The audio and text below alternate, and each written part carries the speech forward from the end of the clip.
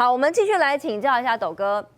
我们来问到呢，现在很多的供词对于柯文哲来说是不利哦，因为你刚刚有提到，其实在这段时间北检一定有包括去就训哦，包括约谈更多的证人。那现在呢，如果说只有相关的说法，柯文哲他可能还是可以继续不认嘛，他就说一直不知情。那他真的有办法用他的柯氏画风继续开脱下去吗？还有这个千万金流是不是真的存在呢？您怎么看今天的一个攻防？我再补充一下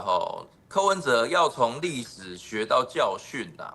我们最近有几个这个公职人员啊、政治人物涉贪的案件，我举2个例子。第一个是我们台北市议员我们的同事陈崇文议员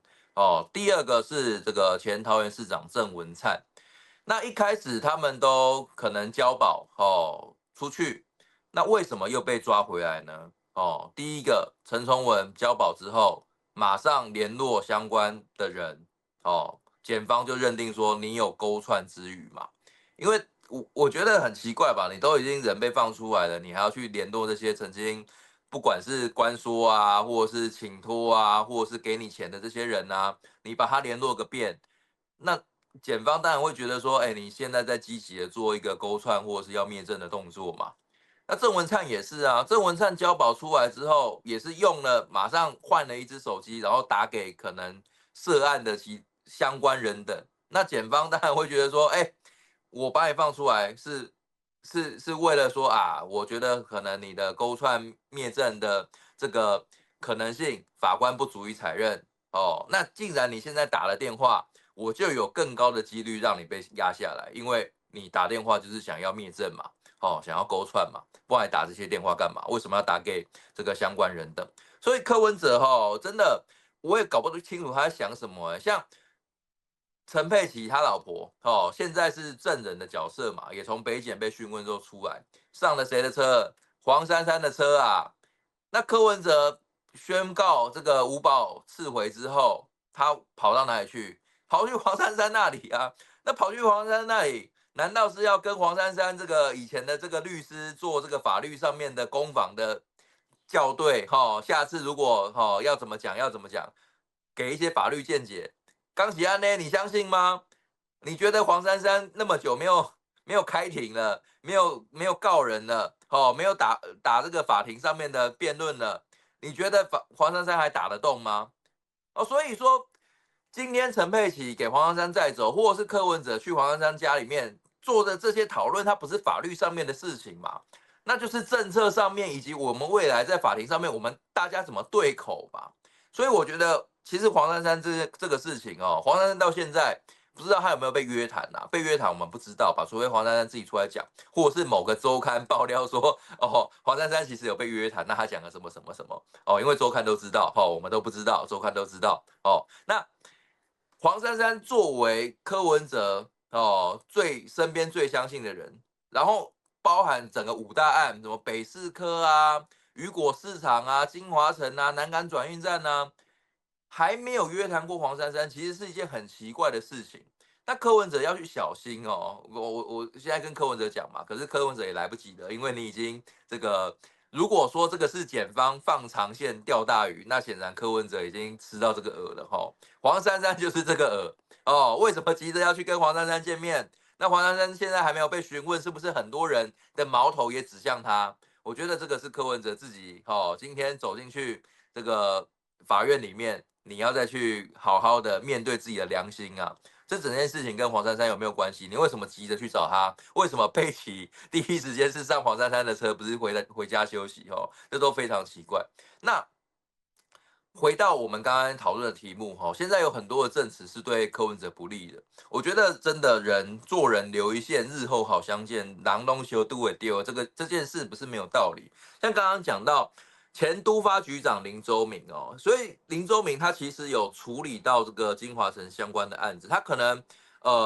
在他的任内，可能金华城都还是在什么设计啊，或者是在跟这个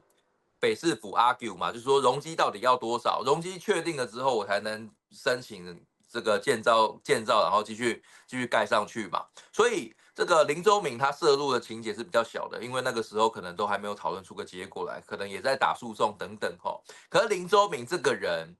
他恰恰好，如果他跟柯 P 有任何的冤仇，他绝对是现在会爆的人哦。林周明他跟柯文哲本来被柯文哲重用，因为本来跟绿营很好嘛，哦，那选上市长之后身边没人，就林周明当都发局长。但是在大巨蛋以及公共住宅的问题上面，他们两个始终的理念是没有很相近的，所以林周明后来离开，也有发文有酸过柯文哲等等，所以现在都发局长作为林周明作为以前的都发局长会应讯的时候，他绝对是咬死柯文哲，毫不留情面的就说柯文哲应该会知情，所以林周明在职务上面。职务上面他是都发局长，然后他跟市长有合作过，他可能知道市长曾经有一些什么指示，可是你作为一个在道德上面，他们两个明明就是有弯修，所以北检特别去讯问他，然后要求他对柯文哲做出一些比较强烈的指控，这个也不是说不可以啦，因为公归公，私归私嘛。我们真正在询问的时候，哪管你以前是恩人还是仇人，这都不重要。可是林周明绝对会把所知道的柯文哲非法的事情全部抖出来，他不会为柯文哲保留任何情面呐，不会为柯文哲保留任何情面。所以他在都发局长，也许涉入金华城的事情比较小，可是如果柯文哲有任何的交代，他绝对会跟检察官做出做出最严厉的指控。那至于这个台大医院那一个，我就觉得他太想当官了非常的舔呐，非常的舔呐，直接跟大家鞠躬道歉，说什么柯文哲不能教化我们台大医院教出这种人，很对不起，拜托，我们台大医院过去也很多这个台大的学生啊，或者是医师啊、教授啊，一起发文就说什么我们要拒绝死刑。遇到一些死刑犯不可教化的时候，怎么没看到你出来低着头，然后鞠个躬，说对不起，我代表民进党，我代表台大，为这个死刑犯不能被枪决向大家道歉，笑死人嘛！你柯文哲小小一个，现在还无保请回，还不知道有没有罪，你就要代替他道歉，说他不可教化。那么多死刑犯，那么作奸犯科的，说，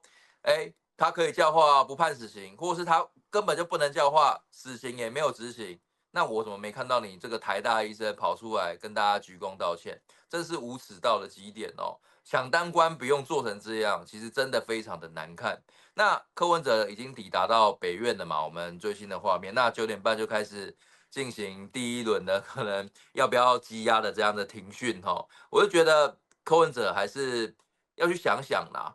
你犯了很多不该犯的错，包含我刚才说的，你有没有知情金华城他要从这个392到560到840，我觉得你一定知情因为我就说了嘛，金华城不是路边的野花野草、小猫小狗，金华城840盖出来，那是足以影响整个东区的交通、商办跟我们娱乐的这整个生态，它会变成一个很大的地标。所以柯文哲，如果说你真的很无能，你完全不知情的话，你这8年到底在干嘛？那如果说你真的稍微关心一下台北市的发展的话，金华城变成那么大的容积怪兽，你一定知道。所以好好的面对自己的内心吧，你一定知道些什么，诚实的交代，你可能知道，但是你也不希望公务员用违法的方式来达成。